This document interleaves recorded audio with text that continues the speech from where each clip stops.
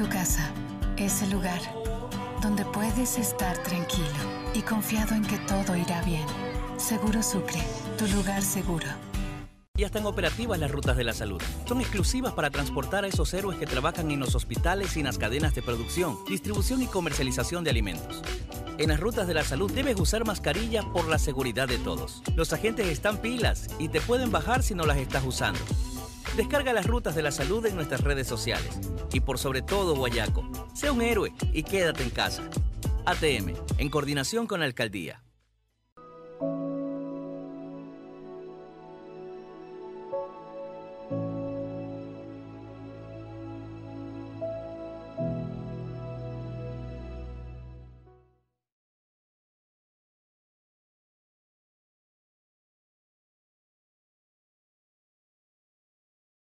Es el Café La Posta, un espacio para revisar la coyuntura política y la actualidad nacional. Hoy es lunes 13 de abril del año del Señor 2020. Agradecimiento especial a quienes se conectan ya a la señal de La Posta y a quienes hacen posible que nos encontremos aquí cada mañana, los cito de memoria, pero con cariño, por supuesto, que la ATM de Guayaquil, Seguro Sucre, porque tu lugar seguro es tu casa, Seguro Sucre también es tu lugar seguro, y un abrazo muy fuerte para Melate, cuyas puertas están todavía cerradas, pero esperemos estén pronto de vuelta. Tenemos un programa interesante y luego de la cuota comercial hacemos una revisión de los hechos. Esto es En Caliente.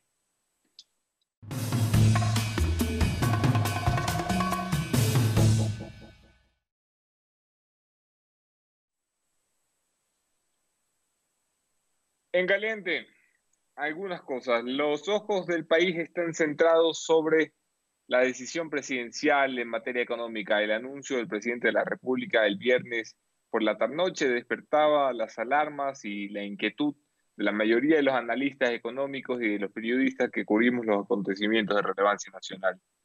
¿Qué pasaba? Pues el presidente anunciaba lo que parecía el esbozo de un plan incompleto, una forma de hacerle frente a una situación de emergencia que no tenía definición. El ministro de Finanzas se ha dado la tarea ayer por la tarde-noche de poner esto en contexto y tratar de explicar de mejor manera hacia dónde caminamos. No me voy a demorar en explicar qué fue lo que dijo el ministro de Finanzas, sino que me gustaría que esto lo revisemos junto a alguien que de verdad sabe de la materia. Tengo el gusto de recibir esta mañana al economista Mauricio Pozo, un buen amigo de esta casa, una de las voces más prestigiosas en materia de análisis económico. Mauricio, te tenemos ya en pantalla. Muy buenos días. Siempre a la orden para cualquier tipo de opinión que se requiera. Mauricio, empecemos por el principio. ¿Cómo valoras los anuncios de medidas económicas de Carondelet?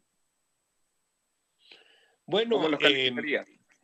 a ver, me parece que ha habido permanentemente un problema de difusión y de comunicación en el gobierno. No se han vendido bien las decisiones propias que ha hecho.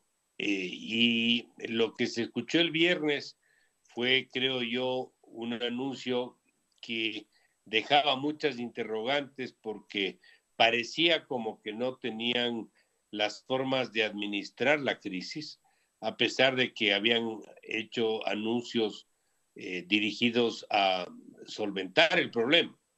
Sin embargo, el día de ayer habló el ministro, creo que hizo una explicación más pormenorizada, más detallada de las acciones que van a cumplir, y sobre esa base yo diría fue un buen anuncio, fue una buena difusión de acciones a desarrollar, que obviamente habrá que ver ya en su aplicabilidad cómo responde, porque muchas veces se han escuchado en el pasado anuncios, decisiones, y estas o no Sí, se han totalmente. Aquí, terminado entre lo haciendo. que se dice en rueda de prensa y lo que se termina aprobando en la Asamblea, hay un Frankenstein de por medio. Así es, no sabemos cómo mismo terminan estas propuestas. Pero bueno, lo Pero lo que es puntual, importante, Mauricio, lo anunciado vale para salir del hueco, vale para un poquito más de eso, vale para un cambio de fondo y de forma como necesita este país, ¿para qué vale? A ver, el problema tiene dos dimensiones, por ponerlo de alguna manera. Una primera dimensión que es la propia crisis. Hay que tratar de solucionar el problema de la pandemia. Hay que dar los recursos necesarios a la sociedad, al sector privado y público para que pueda salir de la situación de la crisis sanitaria que tenemos. Eso significa suministros médicos, eso significa equipamiento, esto significa atención directa, alimentación a los que no pueden salir de sus casas, pero que viven del día a día. Esto significa todo el tema de poder ayudarles a que puedan seguir recibiendo lo que el Estado les está entregando. Es decir, esa es una primera fase, pongámoslo así. Y una segunda fase que no necesariamente es posterior, pero que tiene un alcance un poco mayor, es lo que necesitamos para que la economía se deprima lo menos posible, para que la gente no pierda su trabajo, o al menos la menor cantidad de gente pierda su trabajo, que las empresas de alguna manera puedan seguir operativas a pesar de que se van a reducir algunas, otras probablemente se tengan que liquidar, es decir, para que la economía siga funcionando a pesar de que lo va a hacer a un ritmo muy distinto. Fíjate, es importante que entendamos que lo que está viviendo el mundo es una depresión mundial. Es algo parecido a lo que se vivió en el año 29 del siglo pasado. Es decir, las empresas venden menos, los países producen menos, y eso significa más desempleo, eso significa más problemas, más pobreza, menos desarrollo. El Ecuador obviamente no está exento de eso. Decía Martínez, Mauricio, decía el ministro Martínez, la realidad ha superado la legalidad. Nuestra actual normativa laboral no permite que salgamos de esta así nomás y no nos podemos parar a esperar una gran reforma laboral. Así que sugería que la ley sea el acuerdo entre las partes. Quiero decir, que los empleadores y los empleados llegaran a acuerdos de cómo sostener las plazas de trabajo. ¿Te parece viable? ¿Te parece lo deseable? Bueno, yo no veo mucho espacio, para serte franco. Imagínate lo que sería en este momento, con las circunstancias que estamos viviendo, donde las empresas no están produciendo, donde, por ejemplo, una empresa de construcción no está construyendo. Entonces, ¿qué hace si no construye? Porque no pueden movilizarse sus obreros.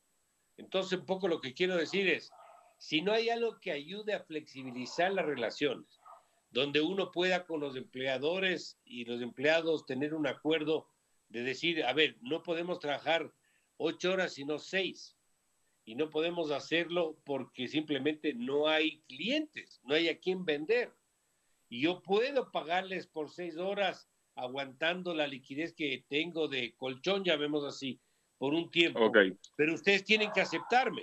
Pero si aplicamos la ley y decimos no hay cómo bajar eso, o no hay cómo bajar el sueldo en definitiva, o no hay cómo buscar una liquidación amigable, eso no tiene salida.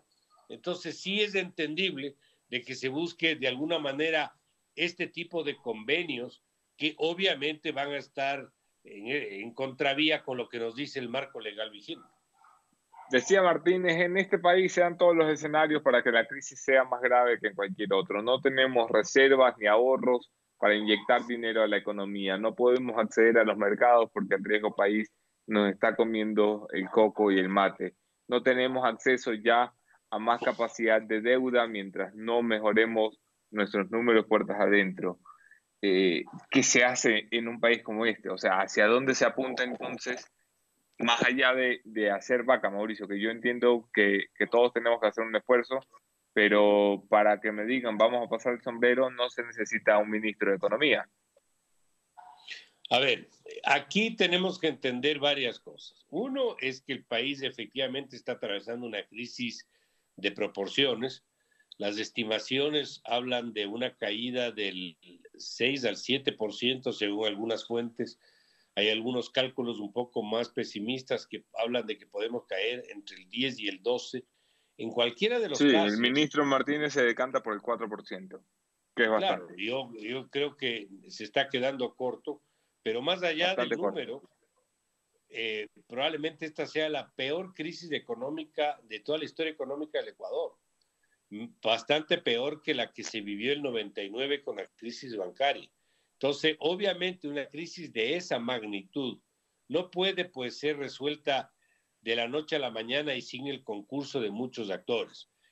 ¿Qué es lo que quiero decir con esto? La dolarización nos ha blindado de muchas cosas a lo largo de 2 décadas, de crisis políticas, de cambios de instituciones presidenciales, nos da, de alguna manera, ayudado a que en gobiernos desordenados como el anterior no impriman moneda, claro, y esto no se dispare con inflaciones altas, cosas de esa naturaleza nos ha ayudado. Pero la dolarización también exigía ciertos deberes que no hemos hecho. Nos decían, señores, ustedes tienen una rigidez porque no pueden devaluar, pero necesitan flexibilizar el mercado del trabajo, un mercado mucho más moderno que facilite la contratación. Y lo que hemos hecho es dejar el mismo sistema obsoleto y caduco, y recién a los 20 años y ahora con la pistola en la cabeza por la pandemia, estamos pensando en una reforma laboral. Nos han dicho, claro, señores, hay que tener ahorros, porque no sabemos qué va a pasar. Hemos guerras, caídas del precio del petróleo, cierre de líneas de financiamiento, y nadie nos imaginábamos que íbamos ahora a estar sujetos a un problema sanitario de la magnitud que tenemos. Es decir, no hemos hecho los deberes. La inversión extranjera no ha venido tampoco, que es otra fuente de recursos. ¿A dónde quiero llegar? Que nosotros necesitamos tomar acciones internas, que sin duda son importantes, reordenar recursos. Todos tienen que ceder, empleadores, empleados, banqueros, clientes, todo, Estado, sector privado, todos tienen que ceder. Pero tenemos que buscar liquidez adicional, porque si no estamos medio pasándonos de la plata de un bolsillo al otro. Liquidez adicional, ¿qué significa qué? Recursos del exterior. Si las exportaciones han caído, el petróleo está bajo, las no petroleras de igual forma, la inversión extranjera ni vino, peor ahora, las remesas están pasando en el momento complicado. ¿Qué nos queda? El financiamiento externo. Entonces ahí tenemos que buscar fuentes que sean los multilaterales y los gobiernos, ¿no?, que nos ayuden a meterle la plata que requerimos para que haya más combustible, a que la economía decrezca lo menos posible, pongámoslo así, y que las empresas puedan operar aunque sea a un ritmo más lento y que la menor cantidad de gente pierda el trabajo. El ministro ha anunciado financiamiento externo por parte de las multilaterales, una nueva línea de crédito y financiamiento con China por cerca de 2.500 millones, nuestro principal acreedor. Se ha anunciado ya, al menos en promesa presidencial, la posibilidad de renegociar la deuda externa ecuatoriana, algo que tenían pendiente desde el día 1 y que se han acordado en el año 3. En este momento, ¿hay condiciones para hacerlo? Porque lo que estamos recibiendo en crédito es lo que necesitamos para salir de la emergencia, no lo que necesitamos para arreglar el problema. Yo creo que la cifra que necesitamos es bastante más grande. Yo no veo que sea una cifra inferior a unos 10.000 millones de dólares, probablemente me voy a quedar corto. Recordemos que el país ya tenía una crisis antes de la pandemia, ya inclusive se había anunciado una serie de acciones de ingresos fiscales, de gastos fiscales, para buscar arreglar el problema. La pandemia se presenta, viene el confinamiento, y lo que pasa es que la crisis se profundiza, se vuelve mucho más severa, mucho más complicada de manejar y administrar. Entonces, esto en palabras sencillas significa plata para atender la emergencia, plata para poder destinar a los sectores que requieren el apoyo del Estado, plata para líneas de crédito para que la actividad privada pueda seguir funcionando de alguna manera, ahorro de recursos por una reestructura adecuada de la deuda, recursos que deberían provenir de subsidios que no deberían seguir, como es el beneficio del subsidio al contrabando, que es la gasolina y el diésel, y reemplazar eso por un subsidio al transporte público. Es decir, todo eso hay que hacer. Todo eso es necesario hacer para buscar aminorar el impacto de la situación. Pero esto demanda otro tipo de cosas también, Anderson, y una de esas cosas es que el ambiente político sea proclive a estas acciones. Porque caso contrario pueden quedar en hablábamos contigo antes de entrar y yo no lo veo. Yo no veo a los políticos con ganas de hacer política. Bueno, yo ahí tengo una preocupación, tengo más preguntas que respuestas. Obviamente no sé lo que va a ocurrir. Yo creo que cualquier gobierno próximo le va a convenir que esto esté medio encarrilado, aunque esté el país deprimido, pero medio encarrilado y no en un desorden. Debería de alguna manera buscarse una tregua política y una tregua legal para poder manejar, administrar la crisis, por ponerlo de alguna manera. Caso contrario, los embates, las consecuencias, las secuelas van a ser obviamente mucho peores. Ok, Mauricio, vamos a terminar con esto. La carga fiscal sobre los ciudadanos, con la tabla que se está proponiendo, aquellos que ganen más de $500, que me parece que estamos salvando a muy poquitos de la contribución, y aquellas empresas que hayan generado utilidades por más de $1 millón, que según apuntaba el ministro Martínez, son el 0.09% por ciento de las empresas ecuatorianas. ¿Aguantan las empresas y aguantan los ciudadanos esta presión fiscal?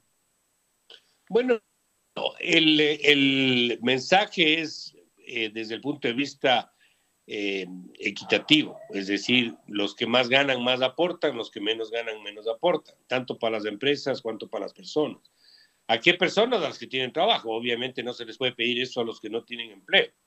Desde ese punto de vista sí hay un principio de solidaridad que me parece que es importante. Esto es una guerra. Cuando hay una guerra y estamos metidos en una cueva, dos personas, yo tengo 2 panes y hay 2 personas más, lo obvio es que compartan al menos un pan para que el otro pueda comer. O sea, no le quito ese aporte necesario a las acciones de gobierno. Lo que me parece que son acciones absolutamente insuficientes. Y me parece que son acciones que tienen que venir complementadas por las otras, que ya expliqué, y por esa liquidez adicional que se requiere. Eso es lo que yo creo que hay que pensar sobre esto. Pero obviamente si una empresa aporta porque ganó más de $1 millón, pero al mismo tiempo le ayudan a través de un sistema laboral mucho más idóneo a las circunstancias actuales, le dan líneas de apoyo para que pueda tener capital de trabajo, etcétera, el beneficio que va a recibir es mucho mayor al aporte que va a entregar, en cuyo caso no debería sentirse afectada por la decisión del gobierno. Ahora, Mauricio, el esfuerzo fiscal, y esto era una de las grandes críticas después del anuncio del presidente, algo que ha intentado corregir ayer el ministro Martínez, estaba sobre los ciudadanos y no sobre el Estado. Las medidas que han anunciado ayer, contribución por parte de funcionarios públicos sobre los $1.000, con el 10% de su sueldo y por abajo de eso, en la misma forma que la tabla de trabajadores privados. ¿Eso es suficiente como esfuerzo fiscal? Yo creo que hay que extendernos un poquito más, no porque no valga que hayan hecho el esfuerzo de bajarse los sueldos, sobre todo a los estratos altos. Obviamente no se está topando el sector de la salud, Fuerzas Armadas, policía, educación. Pero hay mucho más. ¿Y por qué hay mucho más? Porque esto es el gobierno central. El sector público consolidado lo conforma el gobierno central más las otras entidades. Ahí está Petroecuador, ahí está el Seguro Social, ahí están los gobiernos seccionales, ahí está la banca pública, ahí están la superintendencia, los organismos de control. Es decir, hay bastante más fuera de esa órbita del puro gobierno central que también puede entregar una cuota de aporte para el objetivo que estamos buscando. Mauricio Pozo, siempre es un gusto conversar contigo. Nos queda cortito el tiempo hoy. Vamos a intentar tener una nueva charla en el transcurso de los días. Muchas gracias, Anderson, y siempre estoy a la orden.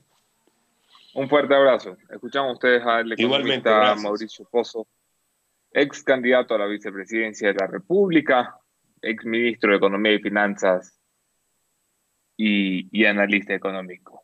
Vamos a hacer contacto con el monseñor Luis Gerardo Cabrera para nuestra segunda entrevista de esta mañana. Es el arzobispo de la ciudad de Guayaquil. Y queremos preguntarle sobre el mensaje de la Conferencia Episcopal Ecuatoriana, que el 10 de abril, este viernes 10 de abril, emitió un comunicado muy sobrio, como suelen ser los comunicados de la Conferencia Episcopal, pero muy crítico, sobre todo sin ponerle nombre y apellidos, con la clase política ecuatoriana. Hacía referencia al dolor que tiene la Iglesia de ver el personal médico y sanitario así como las Fuerzas Armadas y la policía, sin los insumos suficientes para enfrentar la emergencia, a la gente que está muriendo y no puede ser enterrada, a la gente que la está pasando mal porque ya no tiene cómo llevar el pan a la mesa. Un comunicado que básicamente le pide a la clase política que se ponga a la altura de las circunstancias, que le dé a este país una muestra de unidad y que busquen soluciones para hablar menos y actuar más. Tenemos ya en la línea al Monseñor Luis Cabrera. Monseñor, bienvenido, muy buenos días. Muy buenos días, muchísimas gracias por esta oportunidad. Sí me escucha no, bien, gracias ¿verdad? a usted por acompañarnos. Un verdadero placer y un gusto tenerlo a través de la videoconferencia, por lo menos. Monseñor, explicaba en la introducción un poco cuál ha sido el sentido del comunicado de la conferencia episcopal, pero mejor que nos lo explique usted. ¿Qué nos ha motivado a publicar un comunicado como este, que es una herramienta que utilizan en momentos de extrema dureza para el país? Recordamos los momentos del terremoto del 2016 y los momentos de confrontación política de 2015, donde la conferencia episcopal fue una voz de guía para los ciudadanos ecuatorianos. Bueno, en primer lugar, yo creo que lo que nos ha motivado a nosotros es el constatar la gravedad de esta enfermedad que va avanzando de una forma impresionante y que va tocando a distintos sectores donde el virus no contempla ni a ricos, ni a pobres, ni a cultos, ni ignorantes, es para todos. Entonces, es una situación de gravedad. Y junto con la gravedad también hemos constatado nosotros el dolor, la angustia que viven muchísimas personas.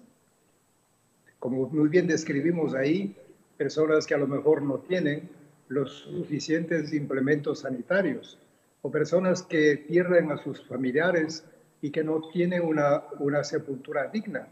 En fin, es una angustia, una desesperación. Nosotros no podíamos ser indiferentes ante esa realidad. Más aún, lo vivimos en carne propia, porque hemos constatado, al menos aquí en Guayaquil, que muchos amigos, muchos colegas, muchas personas que trabajan con nosotros han fallecido. Igualmente, muchos sacerdotes han sido golpeados. Entonces, esa es una realidad no solo de Guayaquil, sino a nivel nacional. Entonces, frente a eso, había que decir una palabra. Y por eso nosotros ya hemos vuelto a insistir en la necesidad de la unidad, de superar esas diferencias ideológicas y trabajar juntos. El tema de la unidad yo creo que es un Vamos a eso, Monseñor. No podemos dejar de ser el tercer plano. Y también nosotros permítame introducir a la solidaridad. Permítame introducir el tema de la unidad con dos referencias. La primera es el presidente de la República escribiendo un comunicado a todas las fuerzas políticas para un llamado a la unidad que de momento no se ha concretado. Sabemos que ha habido conversaciones telefónicas y fuera de cámaras con todos los líderes políticos, pero no han sido capaces de ponerse en la misma mesa para tomar decisiones. Por otra parte, hacía pocos días, el viernes ustedes emitían el comunicado, el viernes mismo este país veía al vicepresidente de la República y a la alcaldesa de Guayaquil enfrascarse en una pelea personal por ver quién era responsable de qué. ¿Cómo le cae a usted, después de hacer un llamado a la unidad, ver a nuestros políticos reaccionando de esta manera? De hecho, esa ha sido también para nosotros una situación que nos golpea. Porque yo digo, es el momento, y ahí ponemos, de superar justamente esas posiciones que son legítimas, son diferentes maneras de ver la realidad, pero ante esa situación no podemos enfrascarnos, encasillarnos en posiciones ideológicas, en cuestiones de competencias, quién tiene que hacer, si el Estado, si el municipio, si una persona, si otra, una búsqueda para mí necesaria de protagonismos que al final entorpecen. Entonces, por eso el llamado nuestro ha sido a unirse en un solo corazón que llamamos, y corazón en el sentido de que es sensible ante el dolor de los demás. Y también hay proyectos de programas concretos que ayuden a salir adelante esa situación. Es ese contexto, como se acaba de decir, y me duele que las autoridades a lo mejor no logran ponerse de acuerdo. Esperemos que en esos días se bajen los ánimos y en nombre de este pueblo y en favor de este pueblo se logre pues esa tal anhelada unidad donde todas las personas, instituciones estatales, instituciones sociales, lo público y lo privado, todos nos unamos pues para coadyuvar en esta causa que nos afecta absolutamente a todas las personas. Monseñor, le cito una frase que a mí me impactaba mucho en el comunicado de la Conferencia Episcopal Ecuatoriana. Pedimos transparencia en la información, que se nos hable con la verdad y que se actúe con honradez. Jesús nos dice que la verdad nos hace libres. Solo pide verdad quien cree que se dice alguna mentira. Bueno, yo creo que también ha sido una especie de guerra mediática, de desinformación. Entonces nosotros nos referimos sobre todo pues a que a veces hay varias voces ahí. Unos dicen una cosa, otros lo desmienten. Entonces nosotros percibimos que eso crea también un malestar enorme en la comunidad. Como quien dice, ¿a quién escuchamos? Y por eso hemos pedido que haya un liderazgo, que haya una voz oficial. De hecho, siempre en mis declaraciones que he hecho es que nosotros recurramos a la información fundamentada, como del organismo mundial de la salud. También hemos pedido que también a nivel nacional haya una voz oficial de tal manera que no se nos informe. Entonces, eso ha creado también una especie de caos, de malestar, y por eso nosotros hemos dicho, queremos que se nos diga la verdad, por supuesto, porque hay cifras que unos exageran, otros minimizan. Entonces uno dice, a ver, ¿por dónde vamos? Inclusive hay videos, unos dicen que son tomados de aquí en Guayaquil, otros que son montajes. ¿Quién sale a defender? ¿Quién sale a decir, señores, eso corresponde a nuestra realidad? ¿O son montajes, son tomas de otros lugares que están siendo mal utilizados? Entonces, como ve, la desinformación para mí sería algo terrible, porque sembraría el miedo, el pánico, esa psicosis que no queremos por ningún lado. Y eso nos frenaría también a que nosotros tomemos ya decisiones muy prácticas, muy concretas y viables para afrontar esa situación.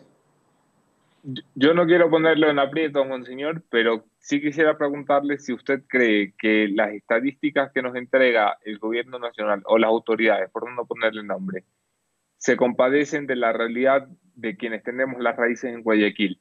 Si usted cree que las pérdidas que hemos tenido se ven reflejadas en la estadística oficial.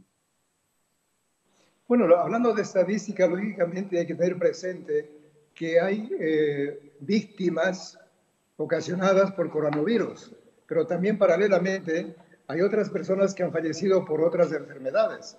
El problema ha sido para esas personas que han fallecido en sus casas, que no han podido inmediatamente tener, por ejemplo, el certificado de defunción de un médico o el levantamiento del cadáver. Y eso nosotros lo hemos vivido también en carne propia, con familiares de profesores, de médicos, inclusive de algún sacerdote nuestro, que su pariente, su abuelo, su papá o su mamá falleció y está en su casa.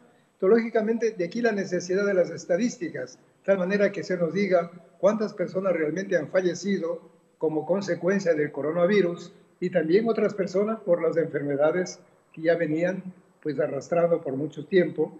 Estoy pensando, por ejemplo, en aquellas personas que han fallecido por el coma diabético o también pues por estos paros cardiorrespiratorios que hemos tenido nosotros en casa, por decirlo así, porque han sido pues personas muy allegadas a nuestras instituciones. Entonces, cuando hablamos de estadísticas, lógicamente tendrían que transparentarlas de tal manera que sepamos realmente quiénes han fallecido como consecuencia de esa enfermedad y quiénes por otros motivos que también que la ciudadanía debe conocerlos, justamente para poder responder con claridad y precisión en el momento oportuno. Monseñor, en el comunicado dicen ustedes, pasen de hablar a actuar. Un poco un llamado a los políticos para dejar los discursos y tomar las acciones. Esto va a seguidilla o párrafo seguido del llamado y la convocatoria de la unidad, hablando y juntando las dos cosas. ¿A quién le corresponde pasar del discurso de la unidad a la acción de la unidad? Bueno, yo creo que el hablar también eso afecta a todos los ciudadanos, porque igualmente pues nosotros hemos escuchado voces y voces y voces que únicamente desde las redes sociales analizan, critican, proponen, pero no pasan a la acción. No ofrecen ninguna propuesta concreta. Entonces también eso a nosotros, claro que nos molesta, nos fastidia. Nosotros estamos aportando aquí a través del Banco de Alimentos. Yo sé que es mínimo, es un esfuerzo pequeñito, pero algo estamos haciendo. Entonces, imagínense personas que cuentan con recursos enormes, pues en vez de estar lamentándose, criticando, buscando culpables, pues es hora de que también ellos digan, señores, aquí tengo, aunque sea $1 o $5, no hace falta aquí la cantidad, pero sí el gesto. Yo creo que aquí también muchas personas, y aquí aprovecho para que ustedes como comunicadores sociales nos ayuden, motiven, comprometan a las personas para que realmente demuestren con obras y no solo con palabras. Por eso es esa frase, basta de hablar, hay que actuar, hay que ponerse, como decimos, la camiseta de la solidaridad, del compartir de bienes y ponernos a trabajar. De tal manera que es un llamado para todos, no solo para los políticos, sino también para los empresarios, también para el común de ciudadanos de a pie que decimos nosotros. Y aquí yo felicito, fíjese, aquí en el barrio donde yo vivo, aquí hay una organización de personas que han dicho, señores, vamos nosotros a hacer algo para obtener alimento, para obtener medicina, para ayudar también a los más necesitados. Entonces, estas son las obras, estas son las acciones que quisiéramos nosotros ver reflejados en todos los ciudadanos ecuatorianos de una manera muy especial aquí en la ciudad de Guayaquil. Esa fue la actitud de Guayaquil, especialmente en los tiempos que siguieron al terremoto del 16 de abril del 2016. ¿Por qué cree que ahora no estamos replicando lo que hicimos unos cuantos años atrás? Bueno, yo creo que quizás las condiciones en las que nos movemos son diferentes. De hecho, yo tengo algunos números, algunos datos que este programa que llamamos Unidos Alimentamos Más, pues están tocando corazones. Hay muchas industrias, hay muchas empresas que han comenzado a sumarse. Lógicamente han preferido el anonimato, pero yo creo que también sí deben dar a conocer para que eso motive e incentive a los demás. Claro, son circunstancias diferentes. Quizás cuando hubo el terremoto fue más fácil, podíamos movilizarnos, hablar directamente con los empresarios. Ellos ponían pues a la disposición inclusive su parque automotor para trasladar los alimentos de Guayaquil a Manabí, a Esmeraldas. Ahora también, quizás en menor escala. Por eso la necesidad de unirnos, de buscar otros medios, de ser creativos, propositivos. Yo creo que eso es lo más importante en ese momento para no pasarnos la vida, como decimos nosotros, lamentándonos, buscando culpables y simplemente quedarnos con los brazos cruzados. Vaya cosa bonita. Acaba de pasar además el mundo católico la Semana Santa más insólita de la que se tenga registro en la historia. Una Semana Santa con confinamiento de más de 2.000 millones de personas alrededor del mundo, con el país encerrado, las iglesias vacías, pero la fe bastante llena. Una bendición además en las principales ciudades, en Quito y Guayaquil, que causaba polémica entre quienes creían que no se debía prestar para esto la fuerza pública o los recursos públicos y quienes creían que era un alivio necesario. ¿Cómo ha tomado usted debates como ese en fechas tan importantes, monseñor? Bueno, yo creo primero, yo veo como algo positivo el haber redescubierto que la fe se puede vivir en la familia, en el hogar. Para mí ha sido algo maravilloso, sorprendente, que al final es poner a la familia en el centro, en el corazón de la sociedad. Lo que llamamos que la familia es la célula, es el núcleo de la sociedad. Pues también ahí como iglesia, igualmente, la fe nosotros la hemos recibido no en los templos, lo hemos recibido en familia, en casa. Ahí aprendimos a amar, ahí aprendimos a creer en un Dios que también es misericordioso. Para mí eso ha sido fundamental, importantísimo. En cuanto a su pregunta, lógicamente que algunas, sobre todo al comienzo, salió un comentario sobre las bendiciones que se hacían desde un helicóptero, que hay recursos públicos que están siendo mal utilizados porque no son para cuestiones religiosas y más. Pero luego ya se explicó que no costó un centavo ni al Estado ni a otras instituciones. Fue un aporte de una familia, de unas personas que ellos dijeron, nosotros ponemos a disposición, al menos hablo aquí de Guayaquil, el helicóptero. Correcto. Y en Quito también lo explicaron tranquilamente. Por supuesto, nosotros también como creyentes aportamos con nuestros impuestos y esos bienes deben ser pues custodiados, deben ser protegidos. Por supuesto que sí. Pero también hay que olvidarse que los creyentes también aportamos, no solamente las personas que no creen. Entonces, también a nosotros nos interesa que sus bienes estén bien canalizados, que no vayan a parar en bolsillos de personas sin escrúpulo alguno. De tal manera que a veces hay exageraciones también ahí, que hay que analizarlas y hay que ponderarlas, de tal manera que no caigamos en esos extremismos. Además, también la fe no puede reducirse al ámbito únicamente privado, íntimo, como quisieran muchas personas. La fe tiene que manifestarse también a través de los medios de comunicación, a través de los espacios públicos. Y si vamos a la Constitución, en la Constitución es abiertamente dice el derecho que tienen los creyentes a practicar la fe, a conservarla, a difundirla, a vivirla en espacios públicos y privados. Y hay un deber del Estado. ¿Cuál es el deber? Favorecer las expresiones religiosas voluntarias. Tienen que favorecer también eso. Lógicamente respetando a las personas que no creen. Entonces, de tal manera que es un debate para mí a veces inútil. Un debate lamentablemente que no lleva a nada. Pero en todo caso yo creo que las precisiones que se hicieron también ponen en claro de que no se ha utilizado un centavo de los bienes públicos para este tipo de expresiones religiosas.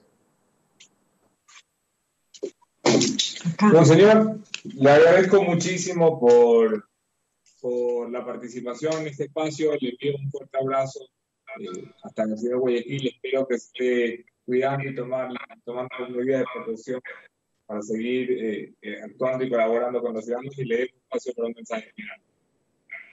No, muchísimas gracias a ustedes, y a saber que el amor a Dios y el amor al prójimo son inseparables. De tal manera que la espiritualidad y la solidaridad son necesarias para afrontar esta situación y salir adelante. Gracias de corazón. Que Dios les bendiga. Ánimo. Un abrazo, Monseñor. Escuchamos ustedes al Luis Cabrera subir. Ciudad de Guayaquil, un representante de la Conferencia Episcopal Ecuatoriana, ahora en sus pantallas. Disculpen, al final tuve un pequeño problema de comunicación, no tengo idea todavía qué pasó, pero vamos a terminar este programa, como todas las mañanas, con mi conclusión de esta mañana. Esto es el punto final.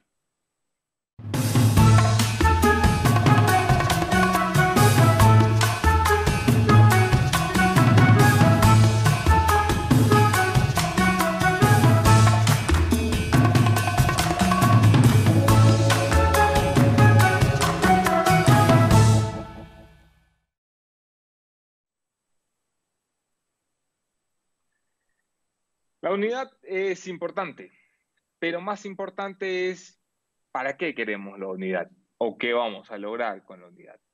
Los llamados a la unidad que se están haciendo desde distintos sectores de la sociedad para que los políticos dejen el tú a tú y el ojo por ojo y se pongan a trabajar, se hacen con un solo objetivo, o con tres objetivos principalmente. Entendemos que lo importante es salvar vidas. Entendemos que lo indispensable es tratar con dignidad a las vidas que no se pudieron salvar. Entendemos que lo indispensable es no pensar solamente en la pandemia de hoy, sino en la pandemia que viene mañana, que es la pandemia del hambre. Si tenemos estas tres cosas claras, a mí la verdad que se sienten los políticos o no en una mesa, pues ni me va ni me viene. Me encantaría ver la foto como mensaje de unidad y de esperanza, pero si no es posible, lo que sí quiero es que trabajen y que trabajen todos para salvar vidas, para tratar con dignidad a las personas que han fallecido y para pensar en que mañana vamos a tener gente con hambre por esta situación. Si tenemos estas tres cosas claras y cada uno decide actuar por su lado, pues enhorabuena, vamos a salir adelante, así sea con el esfuerzo individual, con los mismos objetivos que nos lleva a los mismos resultados. El llamado a la unidad, sin embargo, corresponde siempre a los gobiernos. Y un gobierno como este, con poca credibilidad, con poca capacidad, con casi nulo liderazgo, es muy poco capaz de convocar a una unidad efectiva y real. ¿Para qué necesitamos que se unan? Para que no pase lo peor que puede pasar. Lo peor que nos podría pasar en este momento es entregar de buena fe un proyecto en la Asamblea Nacional y creer que allí se va a hacer un trabajo profesional. En la Asamblea Nacional las cosas se juegan por cualquier motivación, pensando en 2021, nunca jamás en lo que estamos viviendo hoy. Ojalá este no sea el resultado de la propuesta que llegará esta tarde a la Asamblea, pero amanecerá y veremos. Aquí nos vemos mañana, otro tema, otro entrevistado, mismo entrevistado. Un fuerte abrazo. Chao.